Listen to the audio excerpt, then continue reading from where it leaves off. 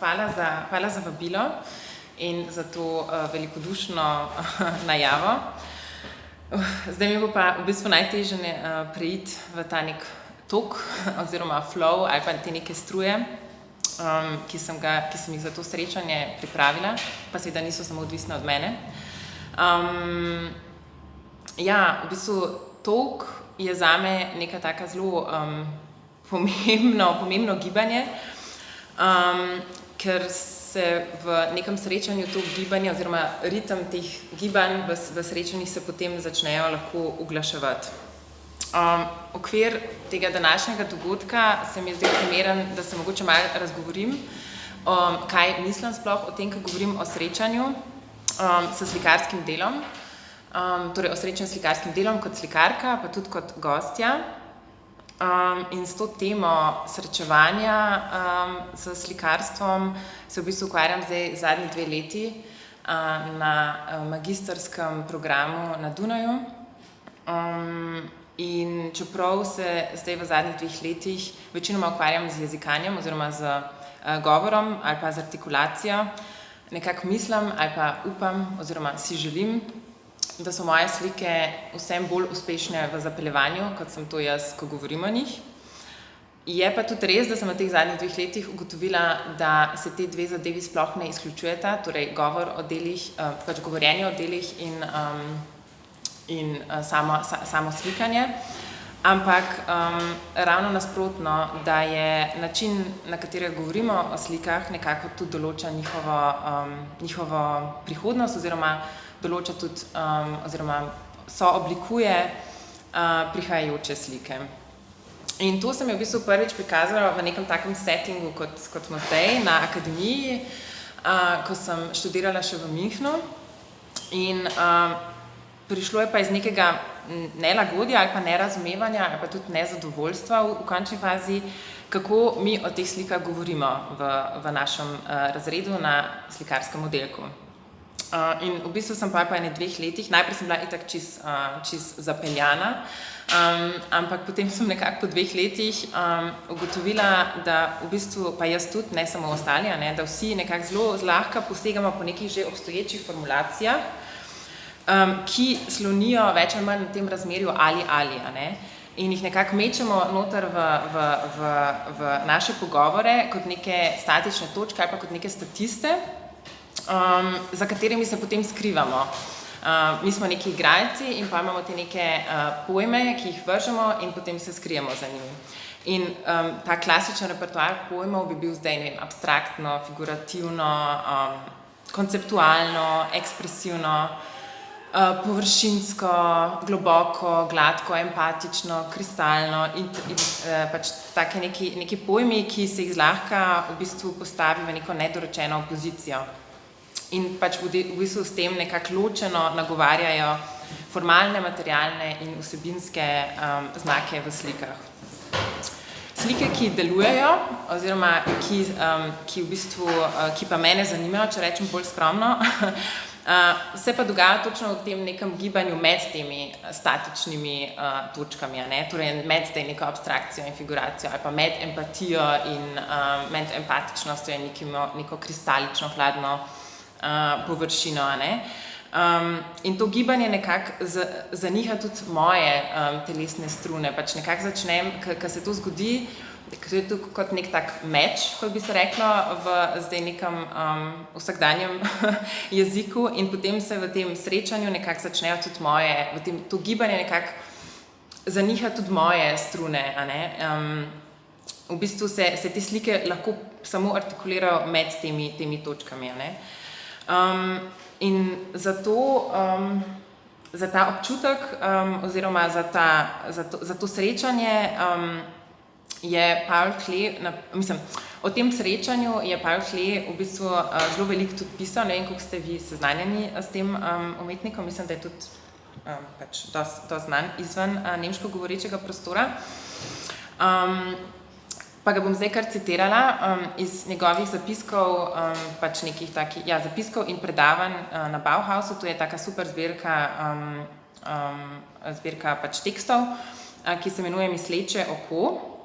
In on pravi, pa pač to se mi zdi ta citat zelo tudi nekako fajn za ta setting, sedimo na akademiji in se probamo pogovarjati o tem, kaj delamo.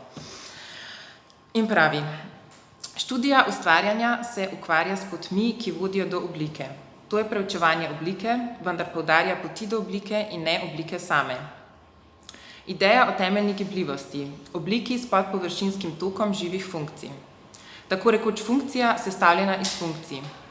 Te funkcije so povsem duhovne. Poudarja jih potreba po izražanju. In torej, slikarsko delo v bistvu zame zagotavlja samo prostor za priložnost srečanja. Slika nas na nek način pokliče, nas povabi, v bistvu ona mora oddelati svoj del dela, mora delovati na nas na nek način zapeljati. In ko govorim o zapeljevanju, ne mislim na nek zvodniški način zapeljati, ampak v bistvu se to gre za neko zapeljevanje v življenje. To je taka erotična sila, ki ni nujno libidalna, je pa neko vzajemno asimetrično zapeljevanje v življenje. In v to slikarsko delo potem vstopamo kot gostje, sami na edinstven in zelo zapleten način, kot tudi vstopamo v neke medčloveške odnose. Jaz vedno zelo rada primerjam slikarsko prakso z nekimi medčloveškimi, ljubezenskimi dostikrat zverzlamami. Te delujoče slike imajo potem to moč, da poskrbijo za upočasnitev. Tako kot lahko upogibajo jezik slike, lahko upogibajo tudi čas. In to je čist nora zadeva, ker upočasnitev je v bistvu neko gibanje, ki je orientirano v prihodnost in nekako omogoča stvari, kot so vzdržljivost, skrbnost, omogoča pričevanje, to, da smo nečemu priča, kar se mi zdi za slikarje zelo pomembno, oziroma sploh za umetnike. Najpomembneje pa to, da upočasnitev v bistvu omogoča čas, da ustvarimo želje in fantazije. Ampak cela ta zmožnost, da se pač mi lahko srečujemo slikami, v bistvu nas zadeva le toliko, kolikor smo mi pripravljeni sploh tvegati v nekem srečanju. Koliko smo pripravljeni se razorožiti, postajati ranljivi v srečanju, se izpostaviti, se nefalično podrediti. Kot bi rekla Braha Ettinger, to je ena teoretičarka oziroma je slikarka, psihoanalitičarka, ki je mene čist katapultirala v neko novo upogibanje jezika in zaradi katere sem sploh začela v bistvu s celo to zadevo, kaj pomeni, ko govorimo o slikarskih delih in to, kar sem zdaj v bistvu ves čas govorila. No, ona pravi temu procesu neka samofragilizacija, kar bi bilo self-fragilization, v bistvu v slovenščini bilo neko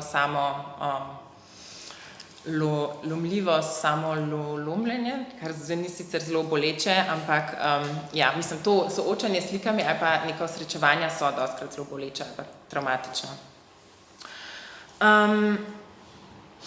Tole bom spustila en odstavek. Zdaj sem malo tudi pozabila na to svoje zadevo. No, ko sem na začetku omenila to tresenje strun in vse te tokove in vse to vznemirjenje zaradi gibanja med dvema poloma, v bistvu se gre za to, da se v tem srečanju za sliko, da se kar naenkrat ta nihanja probajo, odzvanjajo in se uglašujejo. V kakšni obliki se bo to zgodilo, kako bo to dejansko izgledalo, je povsem odprto, ampak hkrati tudi specifično. In pri Pavlu Kleju, zdaj bomo še čisto na kratko ostali pri Pavlu Kleju, se ta napetost, o kateri govorim, oziroma ta prehod iz nekega kaosa, kot on temu reče, iz nekega nereda, iz tega nelagodja, da ne vemo točno kako, pa kaj, pa vse se nam zdi malo narobe, v kozmos, kot on temu pravi, v nek red, se pri njemu začnejo s točkami, ki bi bili neki zastoji, z linijami, ki so neke napetosti, ne predstavlja napetost, so napetost, in tem samim gibanjem. V bistvu je sam rekel, da bi rad ustvaril umetniški red iz čustev in če bi šel še dlje, da bi ga ustvaril iz gibanj, je sam rekel.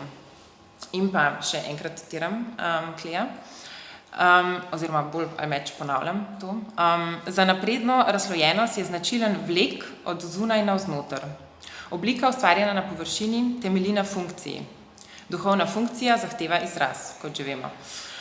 Umetnost ne pa ustvarja vidnega, temveč naredi vidno. Kar iščemo, ni oblika, ampak funkcija.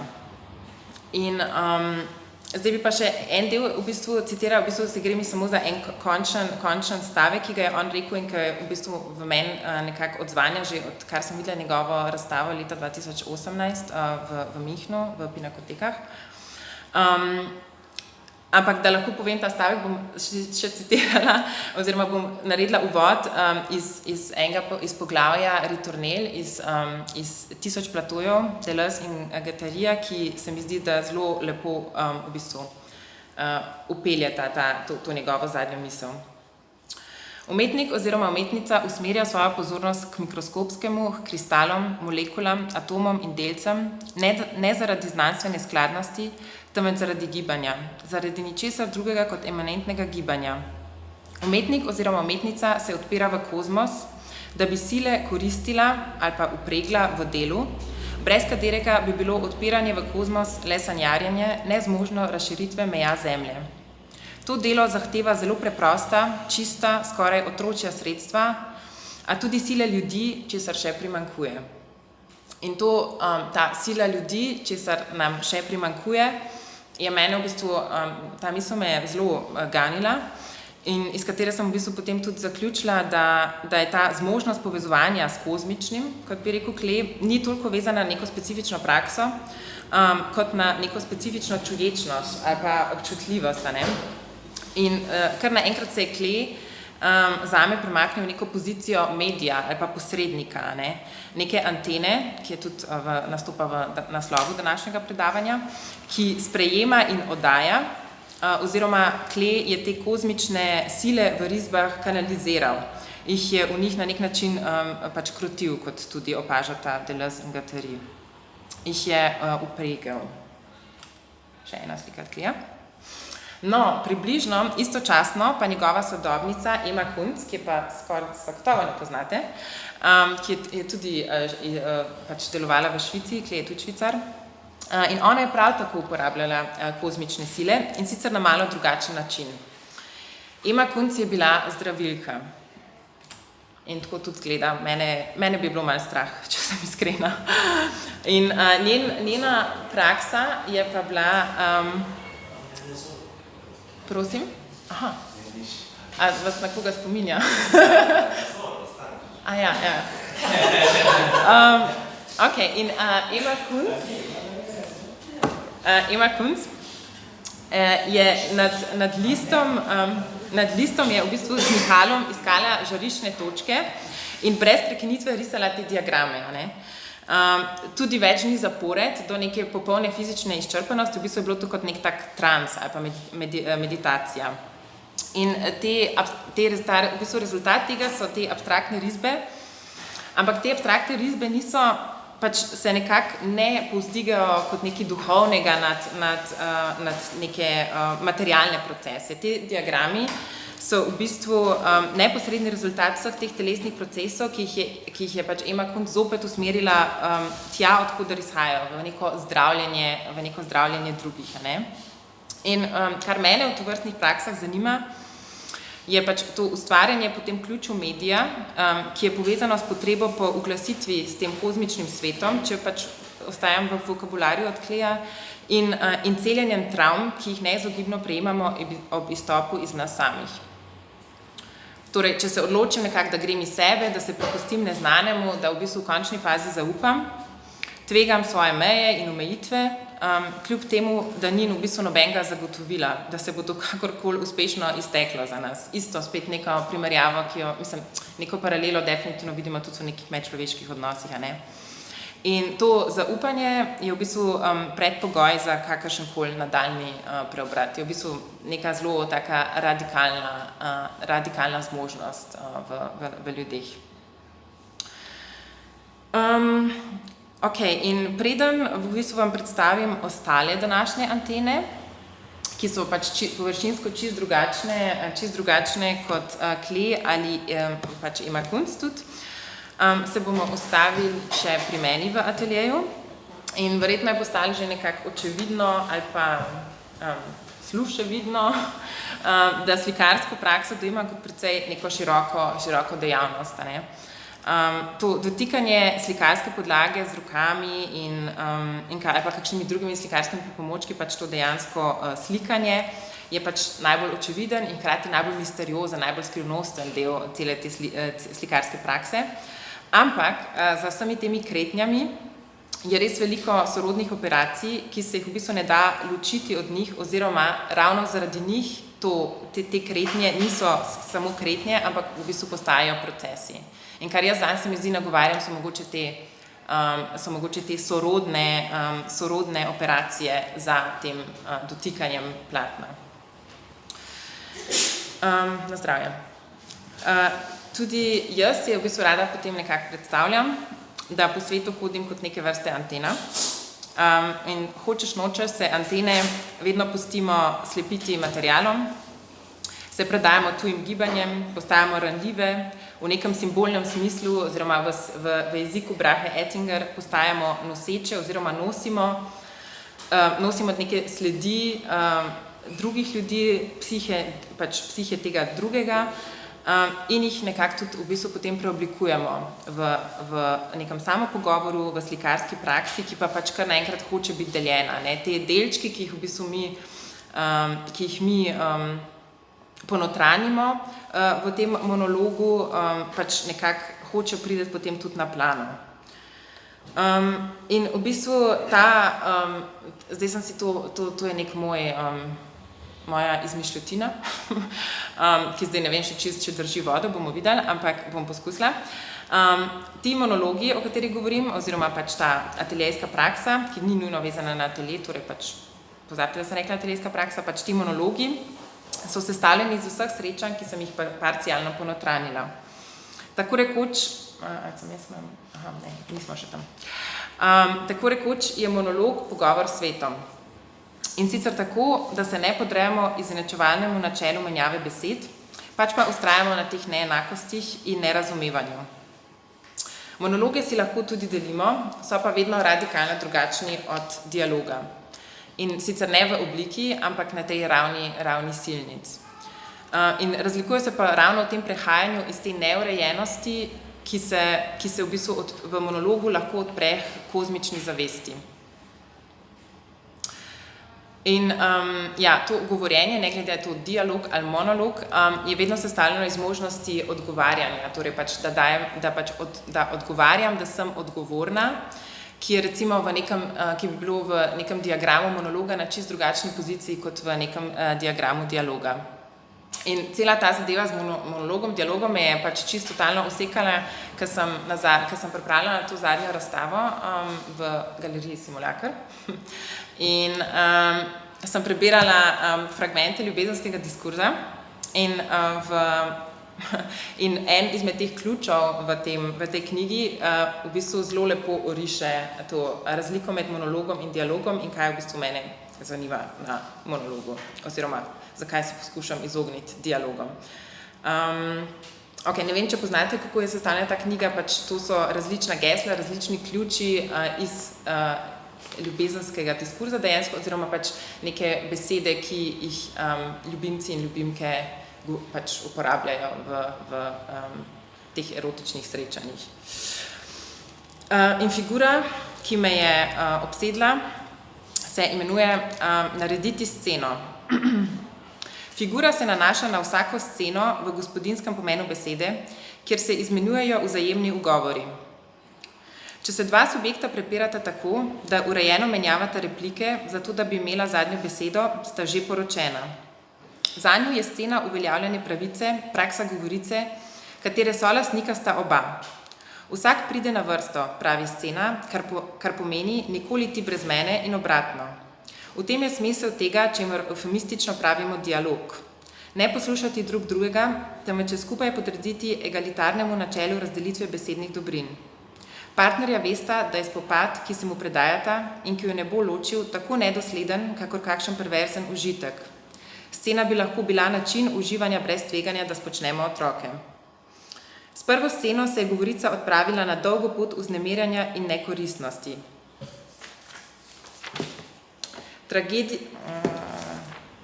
Tragedijo je pokvaril dialog, dvoboj med igralcema, še preden se je prikazal Sokrat. Monolog je tako potisnjen na sam rob človeškosti, v arhaično tragedijo, v nekatere oblike schizofrenije, v ljubezenski samogovor, vsaj dokler zadržujem svoj delirij in ne popustim želji, da bi drugega potegnil v govorico urejenega spodbijanja. Tako je, kakor bi protoigralec, norec in zaljubljenec ne hoteli biti junaki besede in se podrediti jeziku odraslih, družbenemu jeziku, ki ga prišepetava hudobna Eris, jeziku univerzalne nevroze. In kaj sem jaz v bistvu v tem besedilu prepoznala, je to, da me v bistvu veliko bolj zanimajo ti monologi, ki, kot pravi Barth, so potisnjeni na sam rob človeškosti oziroma ki ležijo na nekem pragu norosti. In pa se meni vedno pojavi ta neka slika mrmranja sami sebi ali pa nekem popevanju, ali pa recimo, ko nas je nečesa strah ali pa ko smo živčni, ali pa vsaj jaz, si pač rada mrmram neka besedila ali pa neke zadeve, ali pa mislim, se to sploh ni nujno, da se manifestira zdaj v govoru glasnem, to se lahko tudi dogaja čist intro. Tako. Ok, zdaj smo na pragu norosti. In zdaj v bistvu prestopamo ta prag in se selimo k meni v atelje, ki ga pač danes ne boste videli, ampak to ni tako pomembno. Ko delam, ko slikam v tem precej kratkem in koncentriranem intervalu mešanja pigmentov v veziva in nanašanja na slikarsko površino, ki je v mojem primeru lesena ali pa papir, so tisto, kar ostane kot plast in se prenaša prav sile gibanja. Kako se zrnca gibljajo, kako se izmenjuje tok naključij in mojega vpletanja, ki se ves čas uglašuje s temi zrnci, materiali, s to drugostjo, s katero delam. Vsaka stran prinese v srečanje nekaj sabo, se v bistvu parcialno investira. Gibanje se razvije v ples, ki ga natanko takšnega nikoli več ne zmorem ponoviti, čeprav se plesni gibi, kretnje, zastoji, nelagodja, frustracije ponavljajo, v bistvu so nam že znani. Posamezna srečanja, njihovi intervali so kot ples vedno različna. V ozadju, ko to govorim, nekako slišim, oziroma ne vem, jaz dostikrat poslušam zelo raznoliko glasbo, ko sem v ateljeju in recimo, ko govorim o tem procesu, mi vedno pride na misel komad od Kate Bush, Moving, to je prvi komad na albumu The Kick Inside, mislim, vse sjajni tudi naslovi, oziroma zelo sovpadajo s tem, o čemer danes govorim. Ključna v ateljejski praksi sta zame ponovitev in vračanje k delom, k temam, k motivom, k potezam, skozi na prvi pogled banalen, ampak pravzaprav izjemno otročji in zanimiv trenutek poskusa prenašanja slikarskih potez, torej dejansko tega kopiranja, ne? Vidim to in naredim to. Pri poskusu prenašanja opazim, da kar v bistvu želim prenesti, pa se seveda v kopiranju oblik ne da, je funkcija za obliko, ki jo poskušam dobesedno ukrotiti oziroma ponoviti. Torej neke nevidne, a telesno občutne sile, kot smo jih pač že spoznali pri kleju, ki jih lahko pripišemo vsem sodelujočim telesom, telesu slike, telesu slikarke, telesom gostov, telesu pigmentnih zrnc, v bistvu sama neka telesa, ki nekako plešejo, pulzirajo, se trejo, se odmikajo en drugemu, ljubimkajo, se odvračajo. In to ponavljanje negujem kot otrok, neguje igro. V njej vztrajam, dokler v ponovitev prinaša nekaj novega, pač nek surplus, neke napake, iztiritve, vmesni dolg čas, neko pretočnost razmerij. Ta igra je v bistvu je pa v ateljeju precej frustrirajoča, ne? In hkrati je pa tudi zelo zapeljiva, ker v tej upočasnitvi nekako nam razkriva sliko, razkriva nam fantazme, želje, travme, fantazije, ampak v bistvu pa ves čas zavrača neko udobno razrešitev v neko harmonijo, v nekaj harmoničnega. V tem času pa slika postaja že nekaj, kar se v bistvu sploh več ne da celostno zaobjeti, kar v bistvu velja tudi za vsako sogovornico ali pa sogovornika, ki ga imamo, ali pa za vsako srečanje. To, da pač nikoli ne moramo videti neke celote.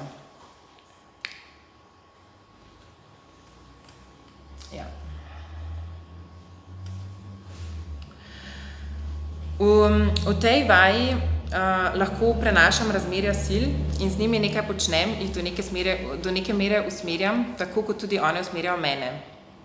To se dogaja v procesu premikanja, gibanja in razkrajanju pomenov ali pa v ambivalentnosti slikarskih objektov, ki se hkrati oblikujejo, razpadajo in se tudi negujejo en drugega.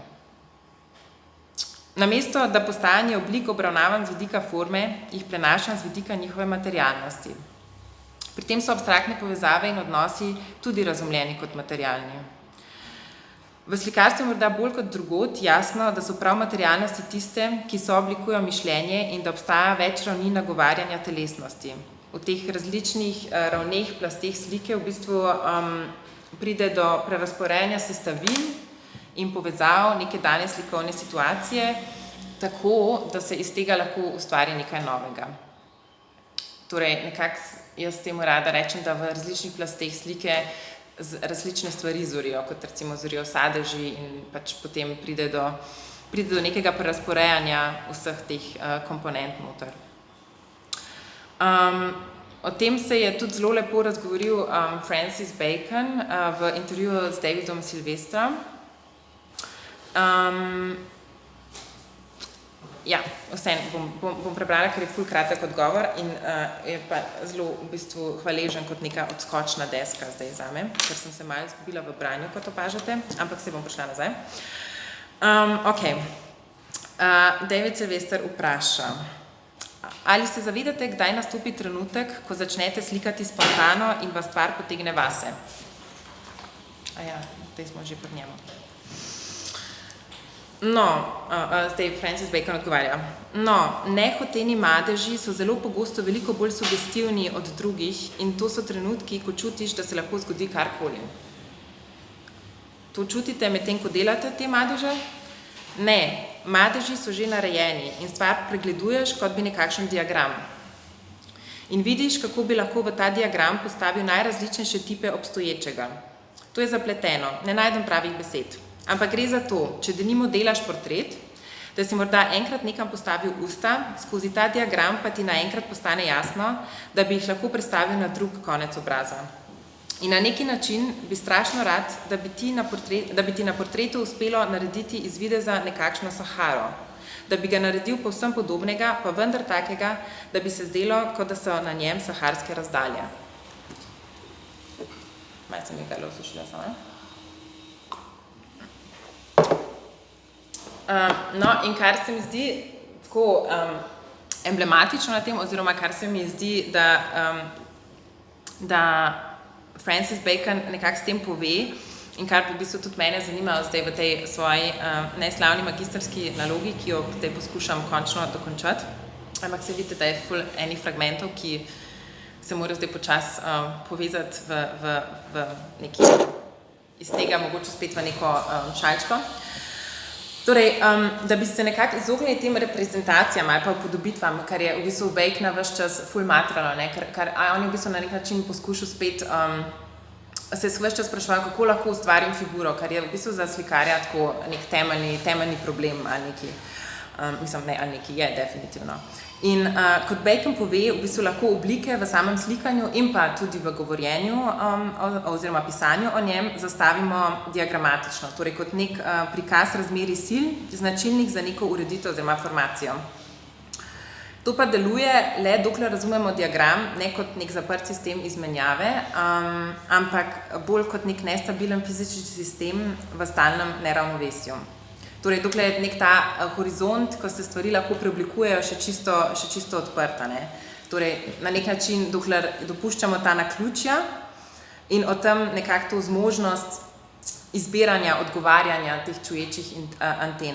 Pač zgodi se neko naključje in potem mi kot slikarja pa slikarke odgovarjamo na to. Je pa to naključje pa seveda nujno. In posebnost diagramov je, kot pravi Braha Ettinger, je, da poskušajo ubežati strukturi kot rigidnemu okvirju, vendar na vedno drugačen način okvirjajo tisto, kar se bo znova in znova vračalo. Zato lahko razumemo v bistvu tudi takšna dela diagramatična oziroma diagramska verjetno v slovenščini, v katerih ne vidimo diagrama kot nekega, kot oblike. Zaradi tega je pač Francis Bacon, v bistvu on ni to sam seveda povedal, to je potem Deleuze napisal celo knjigo o tem, v bistvu, da se te diagrame najde v sledeh in madežih, ne zdaj nujno v puščicah ali pa v nekih teh geometrijskih koordinatnih točkah ali pa kaj takega.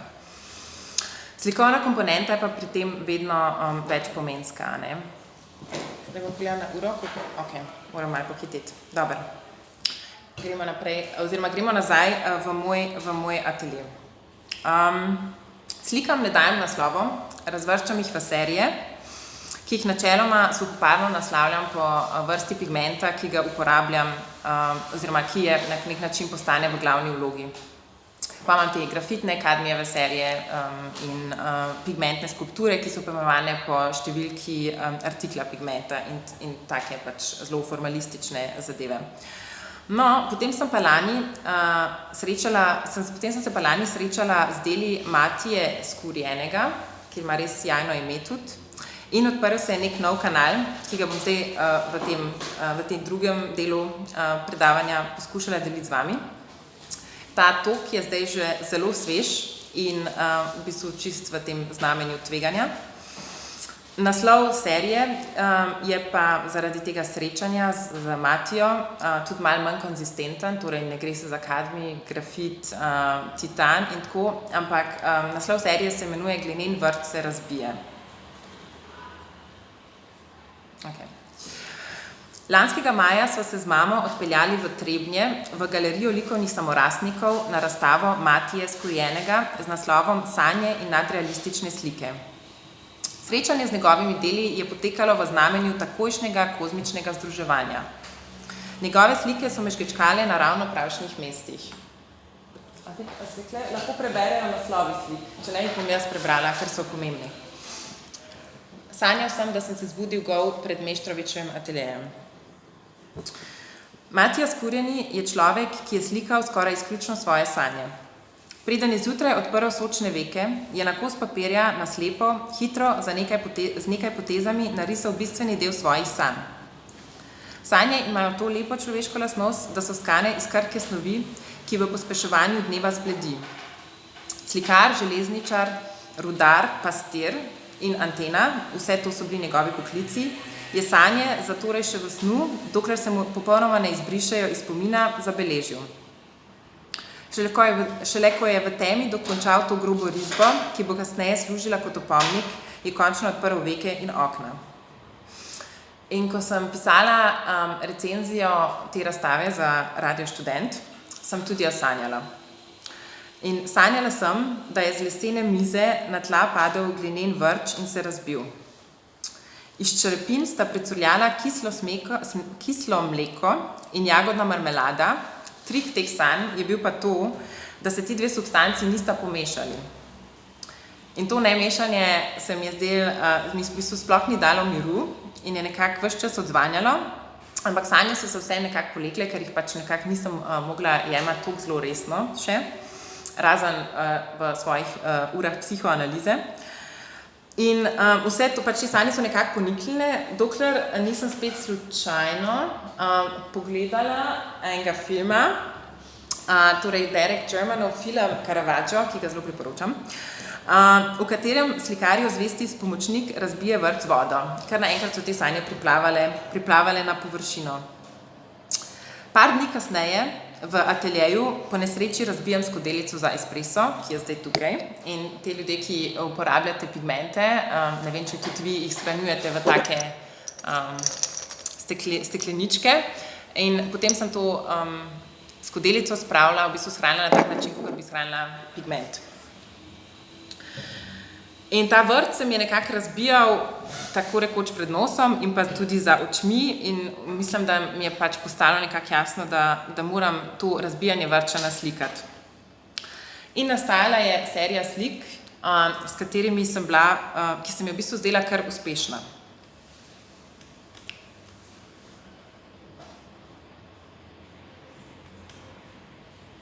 Če sem prehitra, povejte.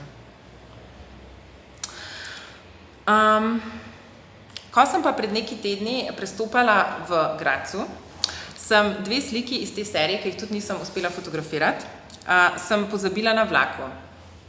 In klicala sem na postajo v Lost and Found Center, izpolnjevala formularje, dramatizirala, jokala, pripovedovala vsem ljudem v pisni in telefonski obliki, kako je to hudo, ampak teh slik ni več. In od takrat, zdaj bom pokazala nekaj, kar si Kari ne delamo, nedokončana dela, ne kažemo nedokončanih del. In od takrat poskušam naslikati to prestopanje v Gradcu. To pa probam naslikati že na slike, ki v bistvu so že neki del, ki so nastali kot del te serije, ne. V vsem svetu razlagam, oziroma tisti, ki me hočejo poslušati o tej moji težavi, razlagam 2 verziji, v bistvu 2 boleči fantaziji. In sicer prvo, da so se moje sanje reciklirane v kakšen časopis, tipa nek konzervativni štajerski dnevni list, ali pa, da te 2 sliki, ki sem jih nosila s sabo, ki sta pa tudi nedokončani, visita narobe obrnjeni v dnevni sobi neke uslužbenke avstrijskih železnic. In potem sem žalovala in sem se vrnila nazaj k Skurjenemu in v recenziji najdla to pasažo. Vsebinsko sestavljanje kompozicije pri Skurjenem si predstavljam nekako tako. Torej, to sem zapisala še preden so se vse te dramatične zadeve zgodile potem. Velika gnenjena posoda se raztrešči na večje delce. Slikar jo zlepi in zopet postavi na mizo. Iz nastalih razpok pa občasno zna curljati kislo mleko, mezeti jagodna marmelada ali pa kaj malce bolj telesnega. Naslov te slike je Komunisti so ukradli notranje organe.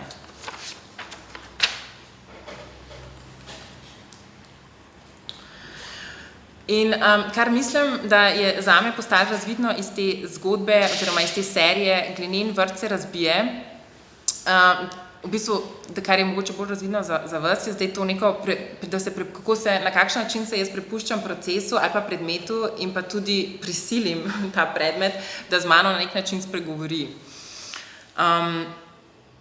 To pač na nek način, kar naenkrat je to, kar me gleda, v bistvu na nek način postalo delo prihodnosti, ampak hkrati tudi delo spomina.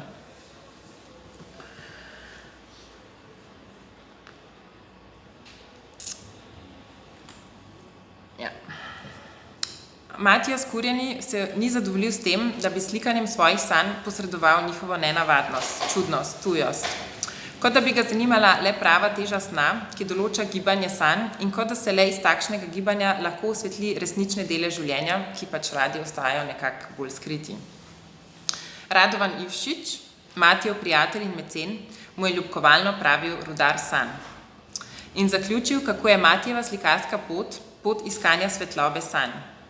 In ta svetloba ni v bistvu razumljena kot nek naravni red kozmosa ali pa nekaj, kar je višje od nas ali pa nam nekako tako nedosegljivo. Mislim, da to obstaja samo v faličnih mrežah, ampak kot neka kozmična zavest, do katere mi lahko dostopamo.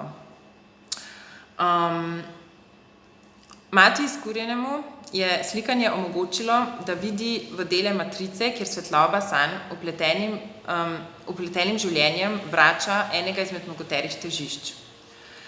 Kar v njegovih slikah prav hitro pritegne, je ta vrtoglava seksualizacija motivov, ki se v središču v prepletu obeh spolov in s tem nakazuje na njuno različnost in neločljivost. Ne samo, da jih ni mogoče priklicati singularno, ampak še pomembneje, mogoče je priklicati samo drug z drugim ali pa drug v drugem. Kot da je dojemanje sveta odvisno od njunega prepletanja. In zame v bistvu ni dvoma, da prav ta aparat, ki tke te erotične vizije sveta, ta je meni zelo ljub, to sta 2 korenčka, ki se prepletata. Ta aparat, ki tke te erotične vizije sveta, dela srečanje z njegovim slikarstvom v bistvu zelo posebno. S čopičem in iglastimi potezami prebada falično mrežo in na mestih trganja vanjo stke kozmične niti, ki omogoča posodobljeno začaranost te mreže. Omogoča nam dostopanje drugačnim funkcijam, ki jih v čuječnosti ustvarja. Torej, v bistvu na nek način s tem on ustvarja te funkcije in v bistvu kot neka antena, ustvarja v tem, da on na nek način nam omogoča vstop v to samsko mrežo in jo hkrati tudi ustvarja ali pa nadopolnjuje ali pa jo spet trga ali pa jo spet skupaj veže in tako naprej. V razmišljanju o konceptu slikarke kot antene sem precej tovrstnih primerov v bistvu srečala na tej neki robni poziciji umetniškega sistema, ne. Samorastniki, pedagoginje, zdravilke, teoretiki, teoretičarke, duševni pacienti. In za vse je pa nekako značilen ta nek avtistični umik umetniškega duha iz te neke neskončnega medsebojnega povezovanja in tega pospeševalnega toka, ki nas vsrkava in nekako v bistvu vleče v neke fantazmatske simbiotične vezi, ki pa dostikrat v bistvu proizvedejo neko otopelost, ne. Subjekt, ki pa pač nekako niha med travmatičnim srečanjem, kar je do neke mere skoraj vsako srečanje, in potencialnim celjenjem tega srečanja, pa v bistvu potrebuje prostor upočasnitve. Ne samo tak subjekt, v bistvu vsi to na nek način potrebujemo. Kjer se lahko ustvari ta monolog, o katerem sem prej govorila, kjer ta v bistvu monolog zori, nabreka in pulzira tako močno, da se naposled pač nekako more prikazati v srečanju.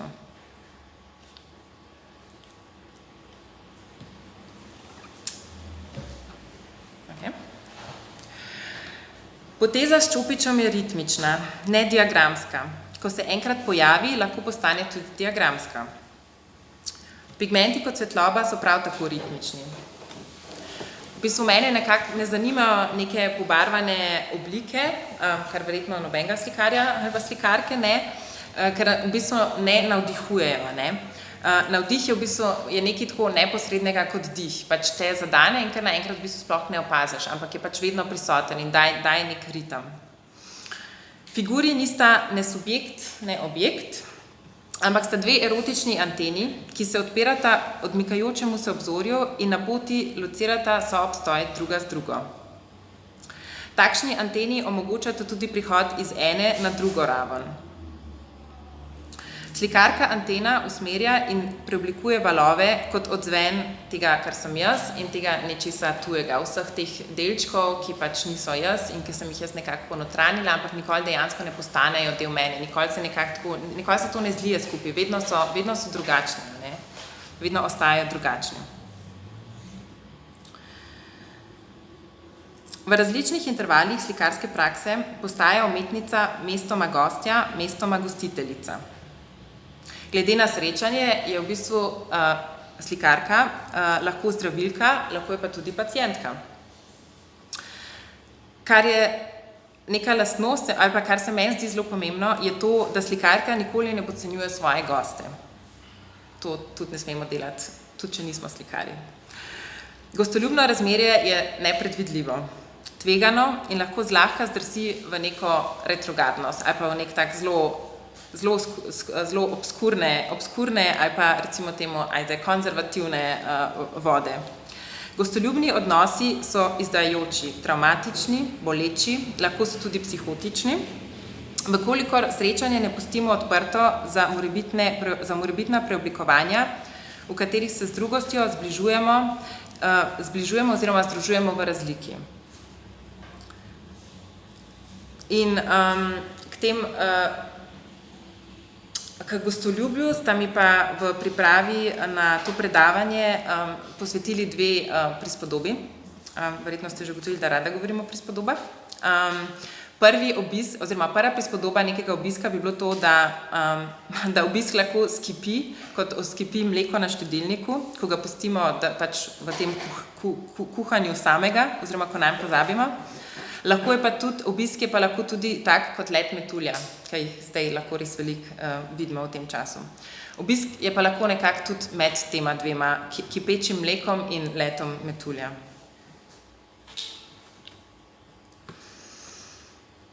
Ko se sprašujem, kako nek tekst ali pa material, ki ga sprejemam, torej kot antena, ostane z mano, si mislim, da me podobno kot v zaljubljenostih za nekaj časa obseda.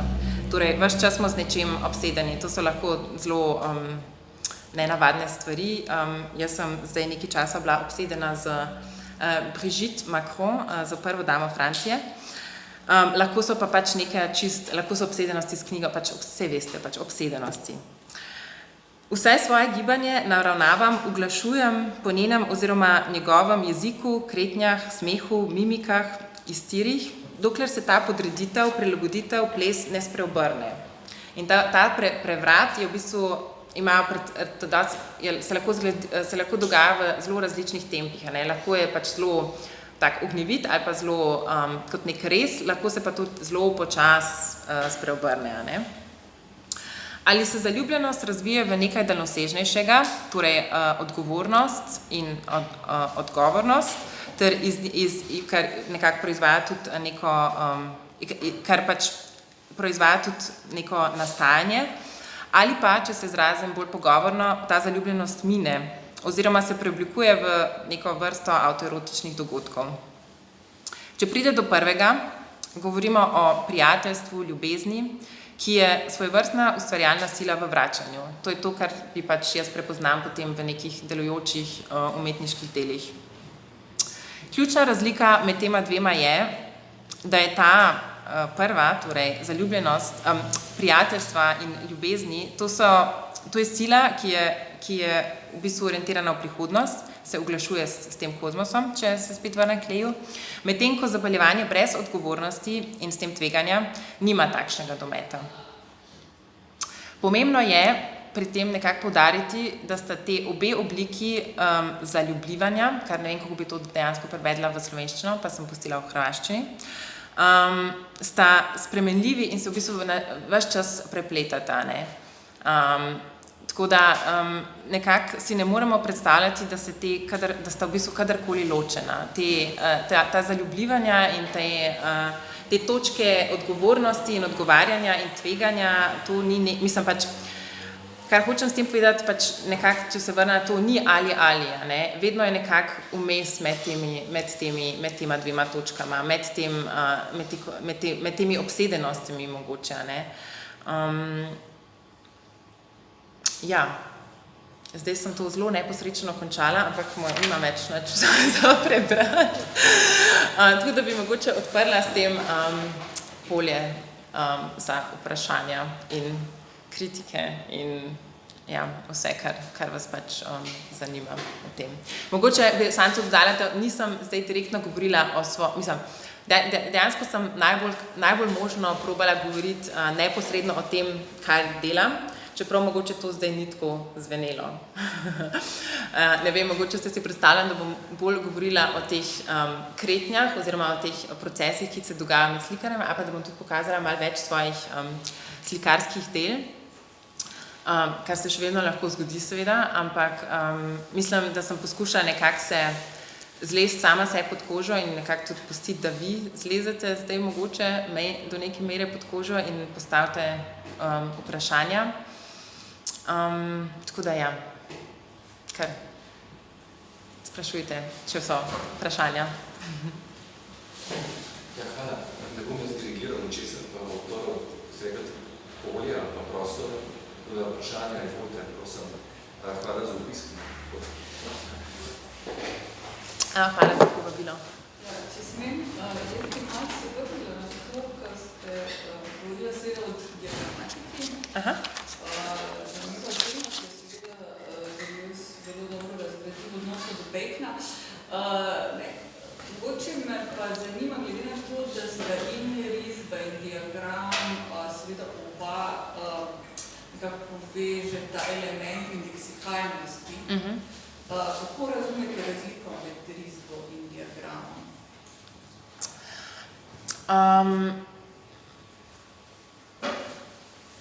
na nek način, mislim pač vsaka, to je vprašanje, ki se mi zdi zdaj zelo, na katerega trenutno, ne vem, če ga bom znala odgovoriti, ampak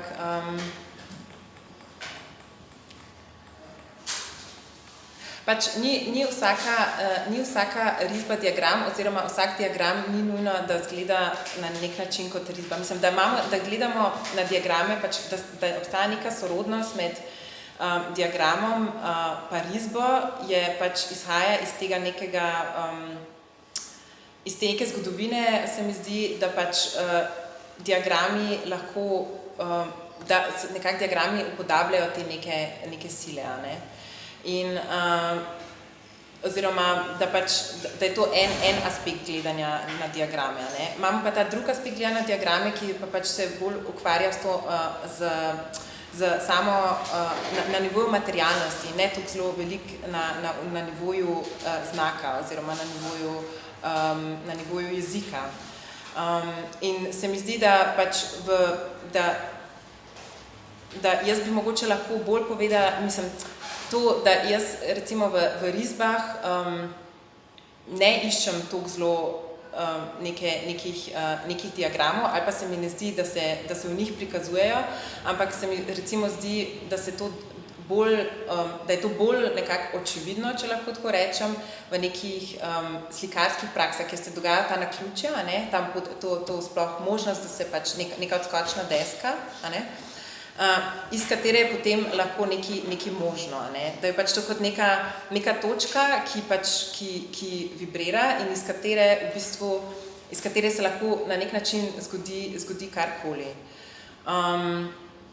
In to jaz dostikrat nekako, ko pač gledam ko gledam dela, pa se bom pač zdaj res bolj na neko slikarsko delo fokusirala, čeprav pač je to tudi neko vprašanje zdaj, mislim, kdaj določamo, kaj je risba in kaj je neka poteza s čopičem in kje je ta linija, kjer to nekako določamo. Nek tak dober primer se mi zdi za to Cy Twombly, ne vem, če ga poznate, ker pač se zdi, da on nekako riše, ker pač uporablja zelo veliko tega. V bistvu, kada bi pisal, ampak pač iz tega nikoli ne pride neka beseda ven, ne.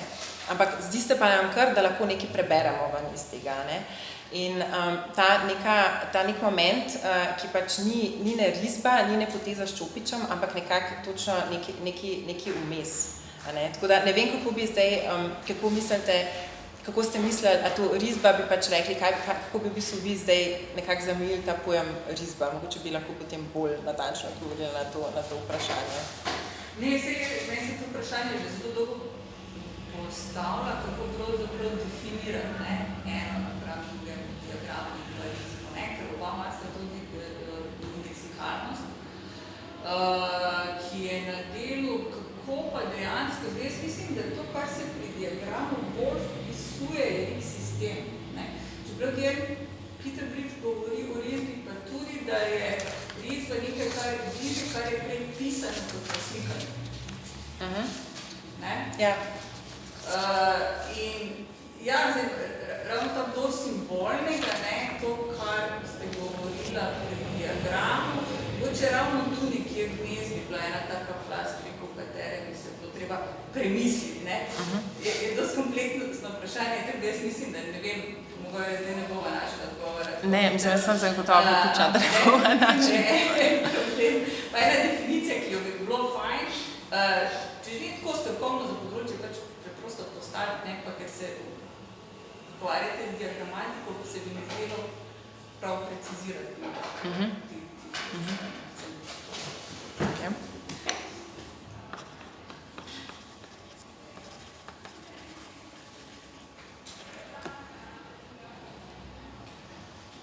Mogoče eno razmerje,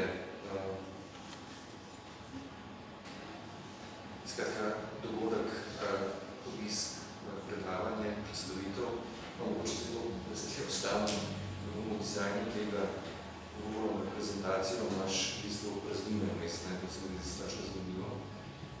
Beline imaš vmes, to je namerno. Je namerno, bilo. Ne vem, če poznaš pri Jimmy Jarmušu breakouti, ima vedno nekaj različnimi kadri, 3, 4, 5 sekund teme kot prehod. Res umetno, je rekel Džano, film. Ja. Razmerje med, mislim, tvoja artikulacija, ki je razmerje med tem tekstom, ki je na papirju, oziroma ki je napisan, pa med konkretno, glede na to, da imaš veliko prispevkov radijskih zvok. Mislim, tle je bilo zvok, kako te razumemo, kako te slišimo, pa kako uporabljaš radijski medij kot eter svojih tekstov. Jaz nisem videl tvojih besedil napisanih, sem jih pa slišal na radiju. Zdaj sem slišal tvoj prispevek tukaj. Ja, mislim, jaz nikoli ne poslušam svojih radijskih prispevkov. Jaz nikoli ne poslušam svojih radijskih prispevkov, vse opravičujem, vse radijske kolege, ki so tukaj, v smislu, da pač jih nekako sestavim in potem pač se vračam še vedno v te tekste, pa to, v bistvu, en prispevek sem poslušala celo večkrat in to je točno ta prispevek, ki sem ga naredila o Matiji Skorjenem, ker se mi zdelo, da je zelo dobro uspel s tem, kako je špikerka prebrala ta tekst, pa kaj sem pač v bistvu jaz hotela s tem tekstom, pa podlago in vse, in tako da to je bil edini prispevek, ki sem ga jaz v celoti poslušala. Drugače pa to, to je bilo zame v bistvu dosti velik izziv, ker sem se pač takoj, ko sem se prijavila na to, da bi pač pisala za radio, se mi zdelo, to je zdaj neka možnost, da jaz pišem o slikarstvu v nekem mediju, ki pač ni vizualen in pač se v bistvu poskušam zapeljati te poslušalce. Jih moram nekje začeti zapeljevati na nek tak drugačen način. Moram v bistvu ustvarjati te slike skozi ta medij zvok. In to se mi zdi, da zdaj ne vem v kakšni meri mi je to uspelo. Ampak v bistvu pač, če sem iskrena, ko pač pišem za radio, se pač dostikrat gledam v tekst in si mislim pač, kako bo zdaj ta tekst izpadel radiofon, da se ga pa še enkrat potem dejansko poslušam, če je to uspelo, ta poskus, me je pa tega ful strah. Tako da pa mi je v bistvu tako ful težko. Tudi to v bistvu danes sem zdaj ugotovila, če pač odgledam kot neko vajo, to predavanje, da v bistvu nekako se nisem mogla odločiti, a bom malo brala, pa malo govorila in pa sem se ful hiter zatekla v to, da berem, ker se mi je zdaj post festum zdela slaba odločitev. Ampak to vprašanje, kako govoriti o teh slikarskih delih, še posebej takrat, ko jih ne vidiš ali pa ko pač nisi z njimi v istem prostoru, je pač zame neko tako zelo pomembno vprašanje, ko pišem za medij, radio. Tako da pa pač zelo rada tudi seveda delam potem intervjuje posledično za slikarji in slikarkami. Zelo rada delam intervjuje pač za slikarji in slikarkami. Mislim, da se takrat vsi postavimo, smo vsi na neki taki zelo, v nekem tem nelagodju, v katerem pač se v bistvu tako pač čemi nas na nek način. Zelo nam je neprijetno, ampak to, da lahko govorimo o tem, kar delamo, je po drugi strani tudi fajn. Mislim, je pač tako nekako, je erotično na nek način. Ni autoerotično, je res tako pač zapeljevanje nekako življenje se čutijo ob tem. Tako da Jaz ne vem, če sploh odgovarjam na kakršnokoli vprašanje, ki ste mi pave. Mislim, da se še vedno poskušam izogibati, pa stvari bolj kompleksno. To, da stvari nekako zakompliciram, to v bistvu zelo rada počnem. Očitno. Ima pa sigurno veze s tem, kar sem vam danes na nek način povedala. Ja, to so moji radijski kolegi. Ful hvala, da ste prišli.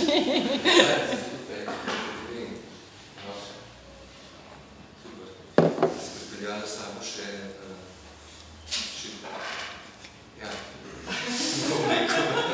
Fanbase. Fanbase. navijačice narediti. Meni se je zdelo, da se je danes ta serija gostujočih predavanj malo v oko, ki ima zelo zanimivo. Se mi zdelo, ravno danes ne mogoče ta naslov zaprimerali na takovem predavanju, da se zaključuje, je zelo simptomatično, ker si po mojem mnenju se toliko stvari odprla, ki bi jih moral nadaljevati, no. Še eno serijo predavanj, tako da čeprav se ravno oko zaključuje letos. Zavedno. Ne. A ja.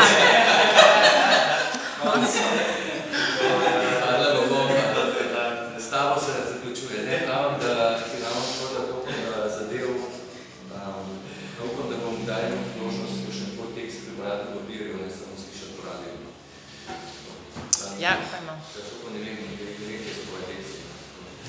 Ja, v bistvu lani sem uredila en zbornik v bistvu to, kar študiram na akademiji na Dunaju, je magistrski program, ki se imenuje kritične študije in se v bistvu ukvarja z kritiko, pač ne zdaj nujno v smislu kritiškega pisanja v medijih ali pa tako, ampak pač kot kritiko, ki ima tudi neko kritično mišljenje več ali manj.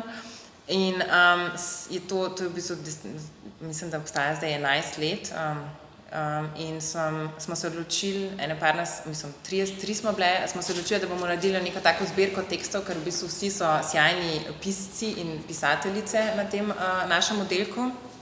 In sem potem uredila zbornik, in tudi sama dala noter en tekst v slovenščini in v nemščini. Na to sem zelo ponosna, ker je edini tekst v tujem jeziku v zborniku in to je slovenščina. In smo v bistvu izdali to in tam so napisali en esej, v bistvu točno o tem, nekako o zaupanju, no. Tudi o tem srečevanju s slikami, ampak predvsem o tem pojmu zaupanja. Ja, tako da to ti lahko pošljem, recimo. Če ni več takega, mislim, reč, vprašanje odgovore, da se tu ni prav izraz. Ja, jaz mogoče sam še to, no, da se, zdaj, če bi tekst prebral, bi lahko kakšno zadevo dvakrat prebral, da bi razumel, no, nisem vsega razumel, da slabo sem slišal kakšne stvari, ampak glede monologa, ki praviš, ne, zdaj, jaz imam nasprotno izkušnjo, da nisi nikoli sam v ateljeju, tudi ko delaš, je vedno drugi zraven. Tako da recimo...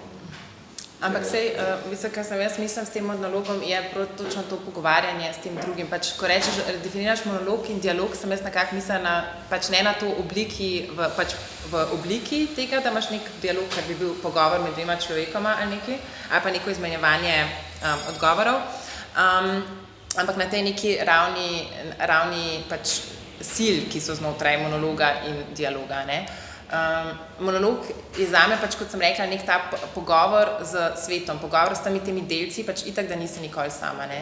Nekako si to pač hodiš čez svet kot neka čuječa antena in neke stvari sprejemaš in pač to, kar sprejmaš, nekako potem v ateljeju razdeluješ, a ne. Tako da itak, da nisi nikoli sam. Vsi ti parcialni, ostali subjekti, vsi ti delčki, vse to, kar nas obseda, to je v bistvu ta monolog, s katerim pač, to, kar jaz razumem monolog, kot monolog, a ne.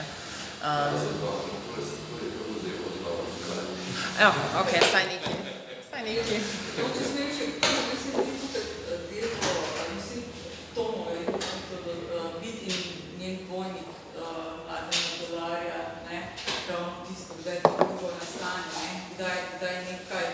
Ni več to, kar je bilo in postane nekaj drugega, ne, ta tip postajanja, ne. Tako da v tem razmerju, ne, kdaj nastajajo nasprotja, ki pa seveda so zmeraj precisna nasprotja, tako kot to pravi, ne. Ni katerokoli nasprotje, ampak nasprotje vedno specifično, ja. Specifično. Se strinjam. Jaz mislim, da moramo okno odpreti. Ja, absolutno. Jaz bi tudi, če ni nobenih več vprašanj, bom jaz zapustila oder in šla na cigaret. Če pa so, pa kar lahko se tudi zunaj naprej pogovarjamo.